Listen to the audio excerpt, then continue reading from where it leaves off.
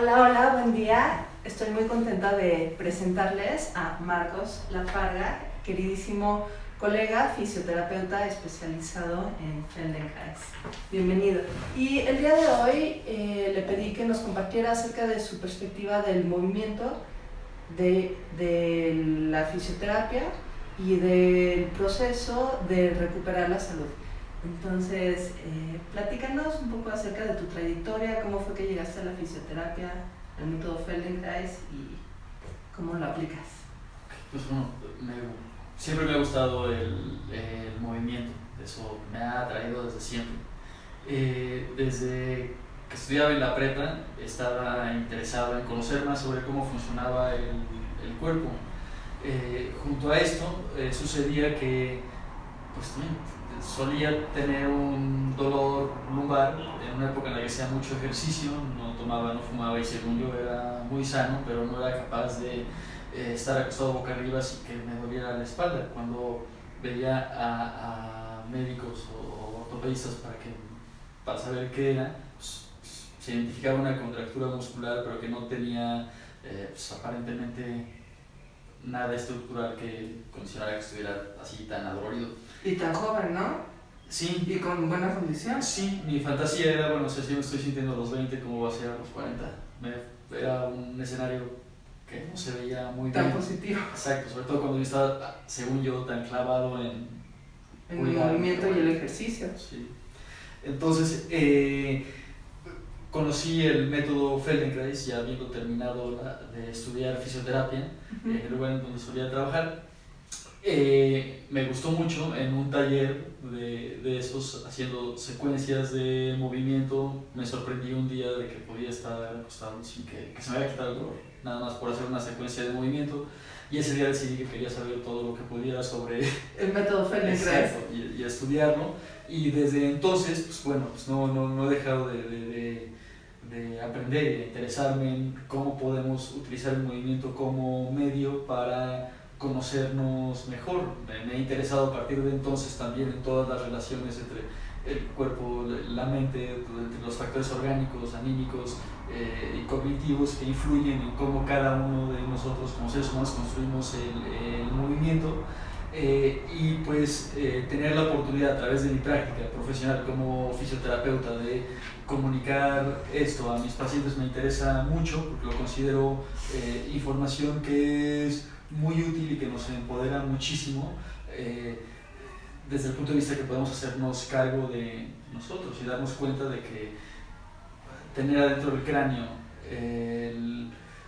un órgano, pues el órgano más complejo que conocemos en el universo, pues no es poco, que tiene un potencial literalmente ilimitado que explorar y pues acompañar a la gente, a los pacientes en esos procesos, seguir enriqueciendo el mío propio, pues me interesa mucho y la fisioterapia pues, ha sido un buen camino para poderlo hacer. Abordar el proceso desde la totalidad del ser, ¿no? No solo desde el problema en sí, sino desde lo anímico, lo emocional y, como tú dices, el conocerse mejor a través del movimiento. Qué interesante. Platícanos un poco más acerca del concepto del dolor y cómo lo consideras tú y cómo lo abordas, porque vivimos en una cultura muy enfocada, en parte por la onda farmacéutica y en parte como si el dolor fuera una verdad última que hay que atacar directamente para eliminarlo. Y sí, queremos estar libres de dolor, pero la pregunta es, ¿realmente el enfocarnos exclusivamente en el dolor es la solución al mismo? Sí, pues no necesariamente, porque normalmente una idea muy popular es creer que sentimos dolor porque algo está mal. Y muchas veces asumimos que si me duele más es porque aquello que está mal ha de estar empeorando. Pero lo cierto, o algo en lo que está interesada mucha gente estudiando de forma muy rigurosa, los mecanismos que producen dolor, pues, se vuelve necesario y urgente pues, aclarar que el dolor no es un indicador confiable de un daño en un tejido. El dolor no es un indicador confiable de que haya un daño en un tejido. Y eso me hace pensar en cuando te cortas aquí en el pellejito entre los dedos con una hoja de papel, tienes una mini cortadita y te cae una gota de limón y duele tremendamente, pero pues no pasa de una pequeña cortadita. En contraste con tipos de cáncer súper agresivos que son completamente asintomáticos y la persona se entera cuando llega al hospital en sus últimas horas, ¿no? Entonces creo que es muy importante tener una conciencia de uno mismo fina en el sentido de sí, percibir el dolor y considerarlo, pero también tener una conciencia más global que defina el bienestar y la salud en términos más precisos. Exacto, sí, y que podamos pues también como adueñarnos con mayor confianza de nuestra experiencia, porque también en la medida que nos sintamos más confiados y más seguros para movernos, pues resulta que eso es algo que puede modular el dolor de una forma mucho más eficiente de la que solemos creer. O sea, movernos y ser capaces de reconocer qué es aquello de lo que dispongo, que me hace sentir cómodo y dirigir mi atención hacia ahí, es un mecanismo bastante útil por sí mismo, en vez de estar atendiendo a reproducir aquello que fue la causa incluso del dolor. O que lo provocó en primer lugar. Sí, o sea, dónde pongamos nuestra atención dependerá de cómo nos sentimos. O decirlo en esas palabras a mí me gusta mucho y lo hago mucho con mis pacientes. Y muchos de los ejercicios que hacemos van encaminados a eso. Date cuenta cómo, pues, si estás utilizando los mismos músculos al mover el tobillo o lo que sea, se siente distinto si estás atendiendo a una parte de tu pie o a otra, nada más porque el foco de atención cambia. Y es bien interesante observar cómo la mayoría de las personas nos sorprendemos al corroborar eso, porque simplemente nos damos cuenta de que ocurre, pero no somos conscientes de ello. O sea, vamos en piloto automático la mayoría del tiempo en relación a la mayoría de las cosas que hacemos. Padeciendo el efecto de nuestra atención, en cierta manera, incluso, ¿no? Pues sí. Y probablemente pues, muy instalados en nuestros hábitos que tienen por objeto economizar nuestra energía, por eso existen en gran medida, para eficientar el consumo de energía del cerebro. Operan inconscientemente. Pero al mismo tiempo, eso puede limitarnos cuando ya estamos tan acostumbrados a ir de forma automática hacia algo que nos resulta familiar. De repente es difícil siquiera reconocer que hay otras opciones, cuando parecería que es lo obvio.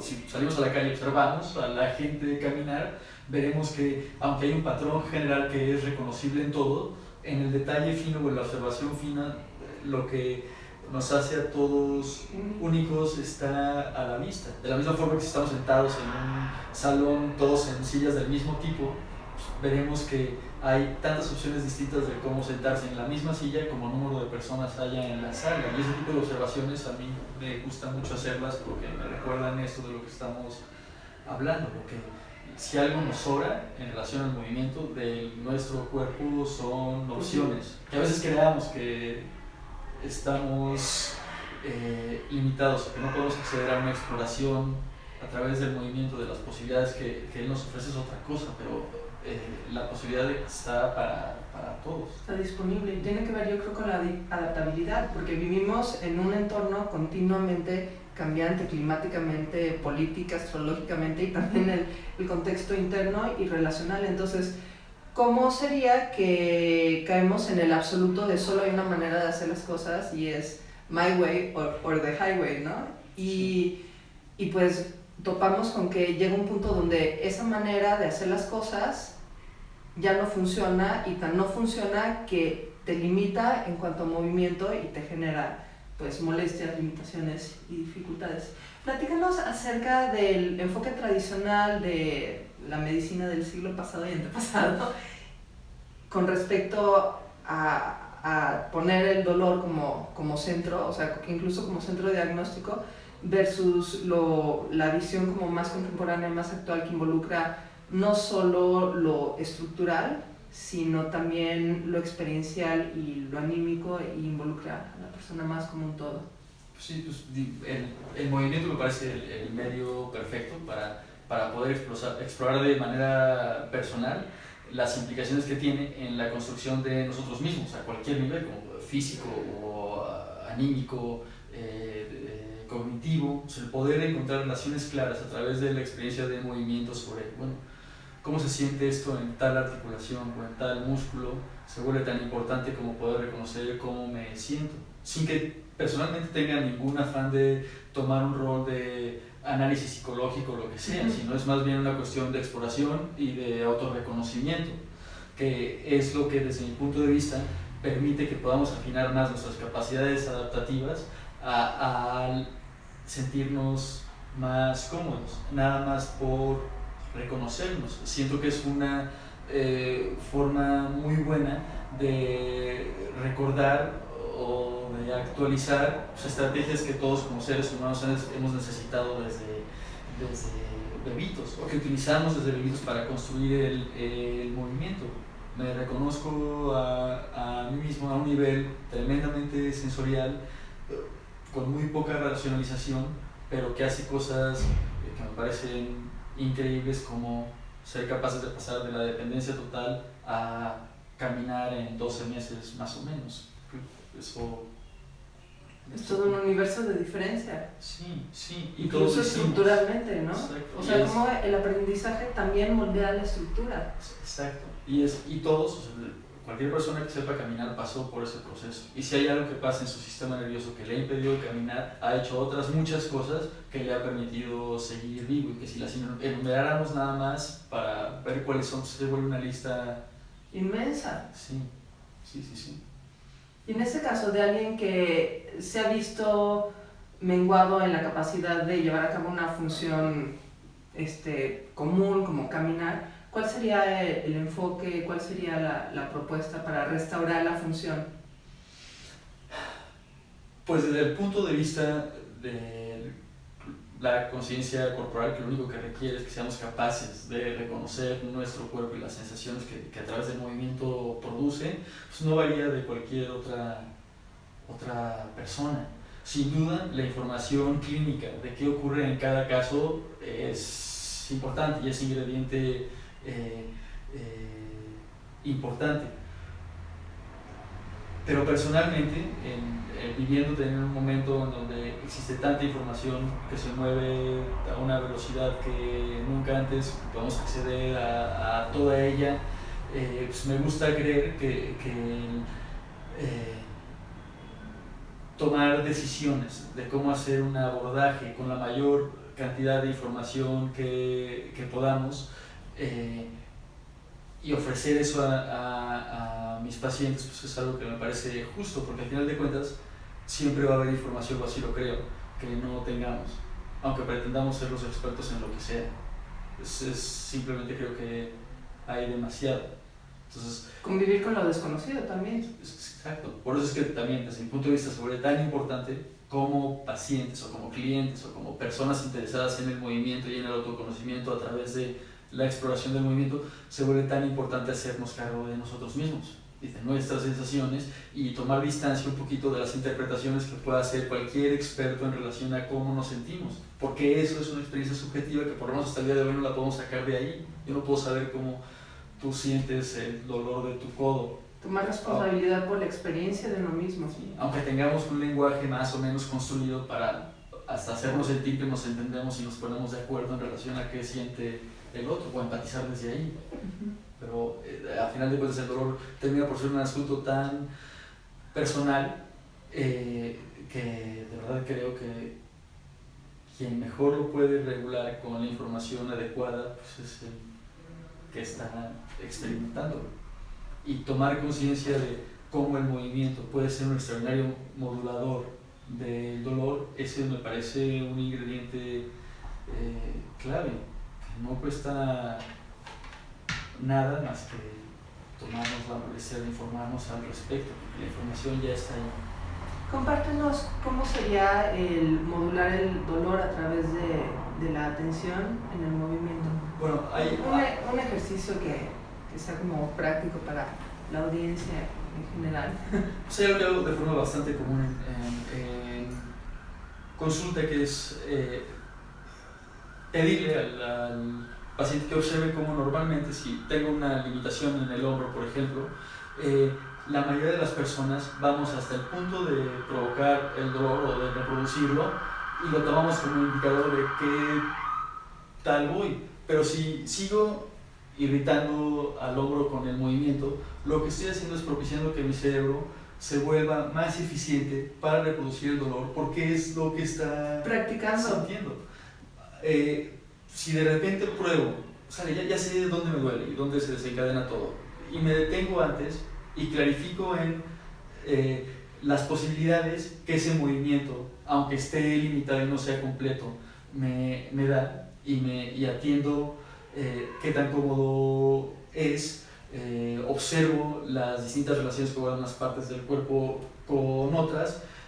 Muchas veces pasa que solo de repente el sitio de dolor pues, ya no está en el mismo lugar, el movimiento se hizo más amplio, o algún músculo se pudo relajar, o tengo alguna sensación de que tengo mayor control en algún movimiento, y es padrísimo porque lo estoy construyendo desde aquello que es cómodo. Mi atención está en aquello que es cómodo y funcional, que al final de cuentas es el mecanismo que desde bebés utilizamos para construir el movimiento y reconocernos a partir de él.